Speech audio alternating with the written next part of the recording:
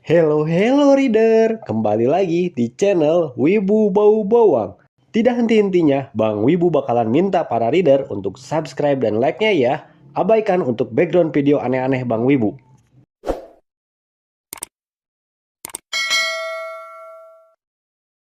Seperti biasa, sebelum Bang Wibu nampilin chapter 950 apoteosis terbaru, Bang Wibu mau ceritain chapter sebelumnya. So, kalian jangan salah paham ya. Meneruskan cerita dari chapter 948 sebelumnya, Lu Jeng yang sudah pernah mendengar dari Juseng sewaktu di tanah terlarang pemurnian para dewa, mengetahui kalau dunia para dewa sebenarnya sebuah kapal. Tapi saat itu Lu Jeng tidak terlalu memikirkannya.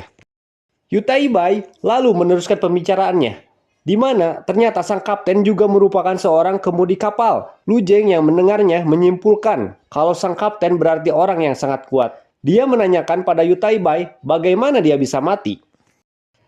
Yutai Bai memberitahu Lu Jeng kalau ada orang kuat lain yang masuk ke dunia para dewa dan orang tersebut sedang bersembunyi di suatu tempat. Lu Jeng masih belum tahu apa tujuan dari memperjuangkan kompetisi Taoisme. Dia lalu kembali menanyakan pada Yutai Bai.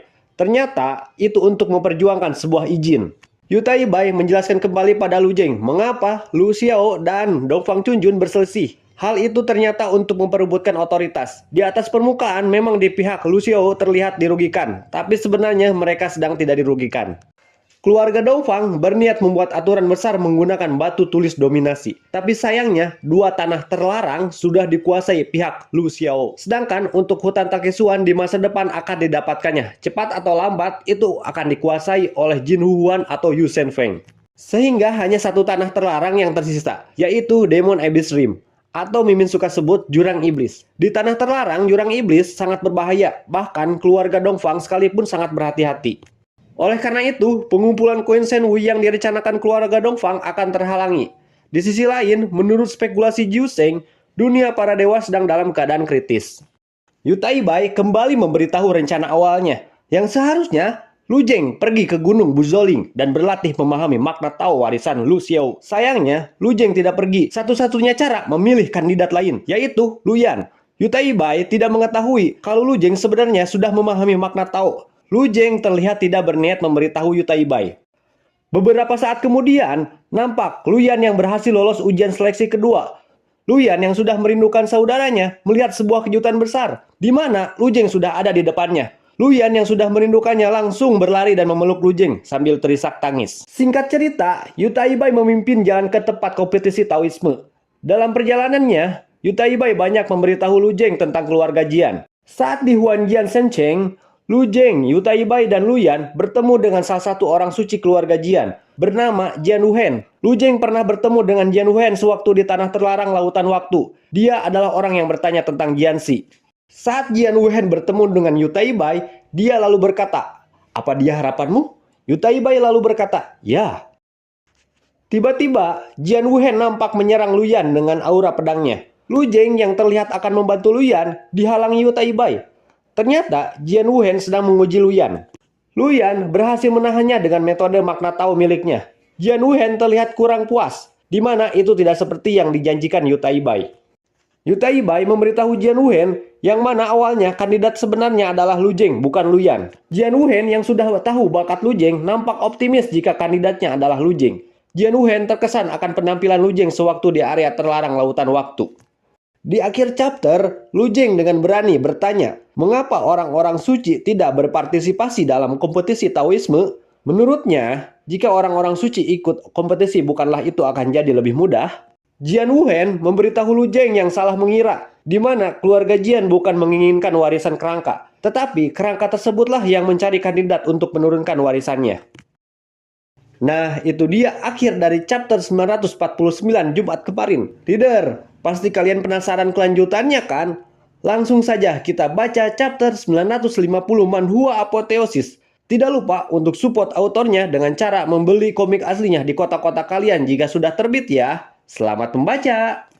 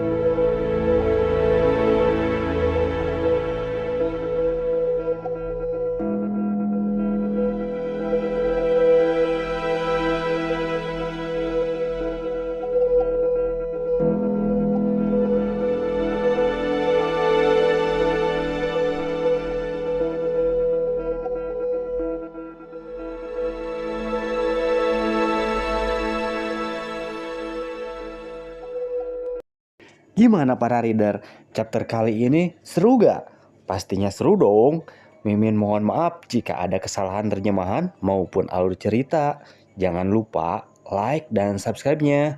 Sampai jumpa di chapter selanjutnya. Bye-bye.